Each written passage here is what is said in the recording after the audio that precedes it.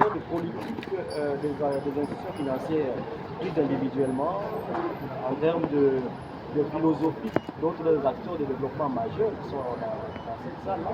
Et les discussions ont porté beaucoup plus sur la capacité de nos États et nos porteurs de projets à développer des projets bancaires, c'est-à-dire des projets recevables pour le financement.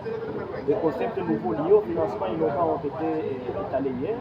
Vous avez suivi toute la présentation, les présentations sur le debt swap par exemple, sur les autres financements innovants pour la petite et moyenne entreprise. Aujourd'hui, c'est l'occasion de mettre face en face les porteurs de projets et les gestions de financement, surtout autour des projets concrets. Que nous allons avoir une bonne dizaine de projets qui vont être présentés par les porteurs de projets qui sont au ministère des États, mais aussi d'autres acteurs régionaux et nationaux qui vont présenter leurs projets concrets en face des institutions financières.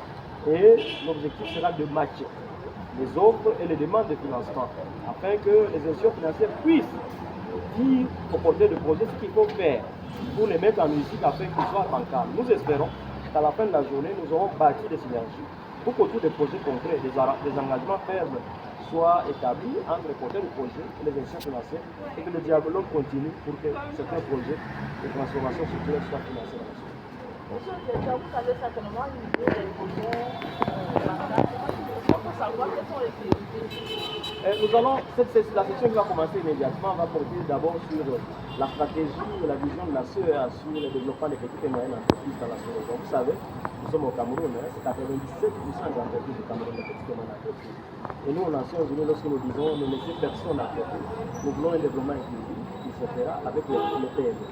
Et donc, première priorité, comment financer ces PME? J'ai suivi le message du président de la République, l'emphase sur la jeunesse, l'emphase sur la femme. Comment faire en sorte que le projet qui porte sur ces marginalités-là soit financé? Ce sera la première priorité, le premier segment de discussion. Le deuxième, c'est cette synergie que vous avez suivi la Banque mondiale sur l'économie bleue. Toutes ces activités économiques qui tournent autour des ressources en eau, des eaux continentales, internes, la Sanada, et ainsi de suite, mais aussi les eaux transnationales, transfrontalières, les océans et les mers. Toute cette avenue de diversification économique qu'il y a autour de ce secteur. Nous allons donc présenter une série d'initiatives et le Cameroun est leader. Si le Congo Brazzaville sur ces initiatives-là, deux axes majeurs. Après cela, les ministères ont présenté une diversité de projets qui portent sur des questions d'infrastructure, le développement des marchés, le développement des filières, et ainsi de suite, des projets agricoles. Et donc, nous allons avoir la chance cet après-midi de consacrer beaucoup d'heures à entendre les États et les autres acteurs sur ces projets concrets.